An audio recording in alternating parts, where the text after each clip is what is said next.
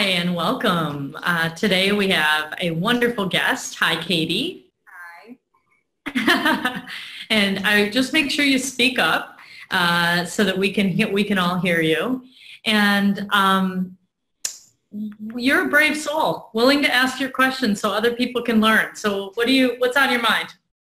So I have a history with anxiety, and the last few years I've noticed social anxiety specifically.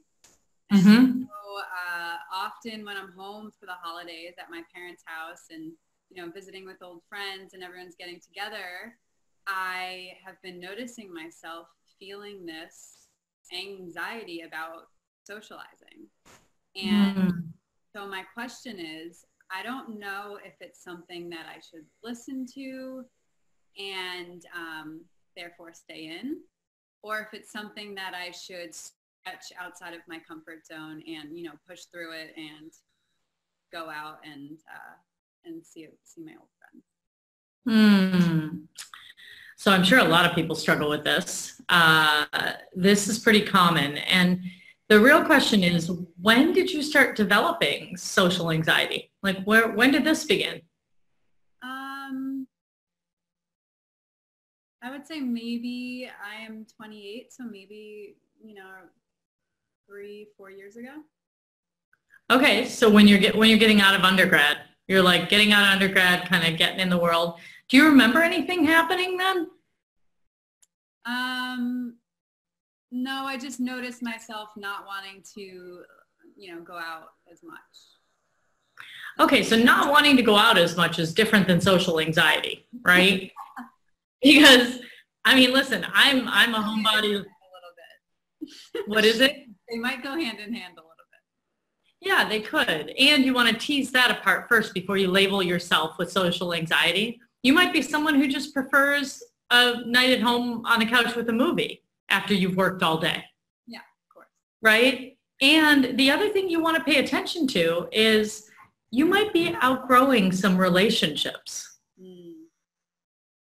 And so it might not be as fun for you when you go out. It might take a lot of energy to get ready and go out and then kind of feel like, oh, like not the same stuff. We talked about the same stuff we always talk about. Like if it's something like that, that's different. That's outgrowing your relationship.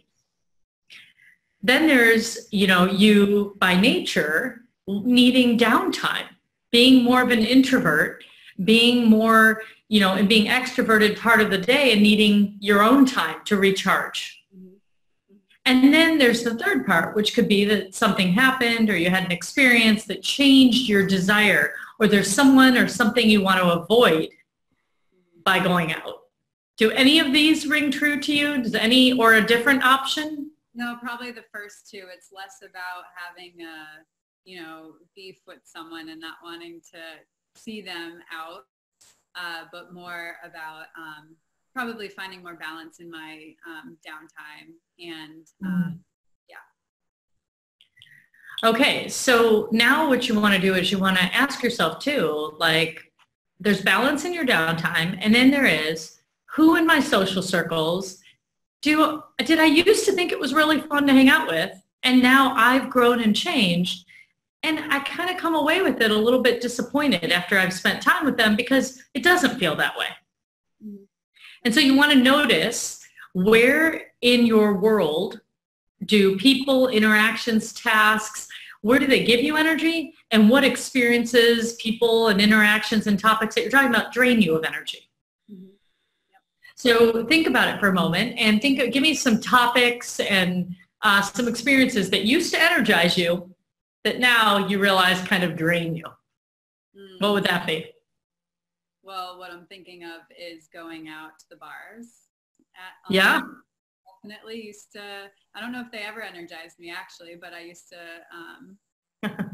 be able to bounce back a lot easier. So that's probably it. Yeah. So bounce back from having a drink or two, you mean? Yes. Uh-huh. Or even a night out. So I think that, yes, being in crowds, being around more people is more draining to me now than it used to be. So there is reason to want to stay home, with a cup of tea. in front of the Yeah, and feel good the next morning when you wake up and not feel the disappointment of like, I put all that energy in and it's just not me. Yeah, yeah. So I think that's a big difference than you labeling yourself with social anxiety, because I'm not sure that that's what you have. I think what's happening is you're growing and changing, and new things are more exciting to you. And I think if it was worth it, if it was a concert and someone you wanted to see, or, a party, your, parents, whatever, anniversary, you'd be there for a big bash. Yeah, you're right. Yeah.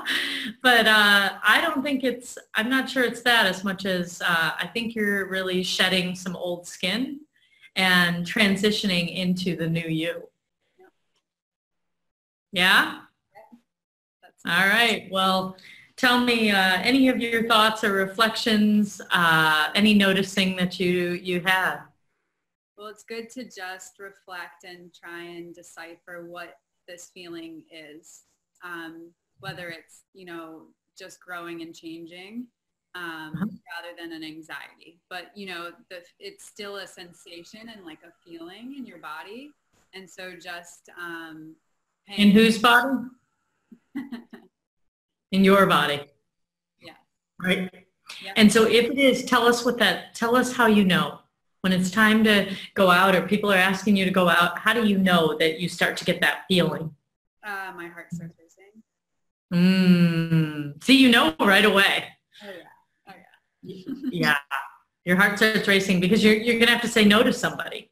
Yeah. Yeah. Because it doesn't sound like there's been an actual incident that was a bad social incident. You didn't get, trapped in a nightclub or have a bad interaction with someone. It doesn't sound that way. No. No one humiliated you or like embarrassed you or any of that kind of stuff. No, you're just growing and changing. Welcome to your 30s.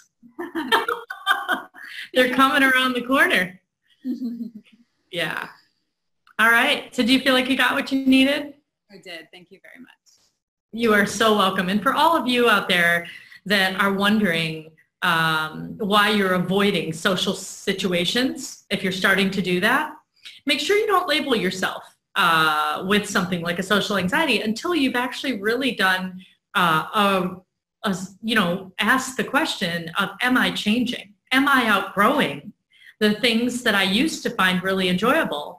And one way you can do this is by taking what I call a 7-day energy inventory. And so what you do is keep track, on your smartphone or, on a piece of paper in your journal. For 7 days, write down the people, interactions, tasks, and experiences that give you energy, and the people, interactions, tasks, topics of conversation that drain you of energy. And start to notice, am I really an evening person, but I'm putting a lot of things in my morning? When I was younger, did I enjoy the bar much more? And now every time someone asks me to go out to the bar, it's like zap, drain of energy. Do you just feel really good because you stay in and the next day you're really productive? Have you gone, or is it the people that you're hanging out with and the topics that they're talking about that feel like an energy suck? It's time for you to do a little investigative work to figure that out. And so I think Katie and I just got started. So we hope this gives you a good jump start if you're struggling with any of the same things. All right. Thanks again, Katie, for being our guest. Thank you. Okay. Bye-bye.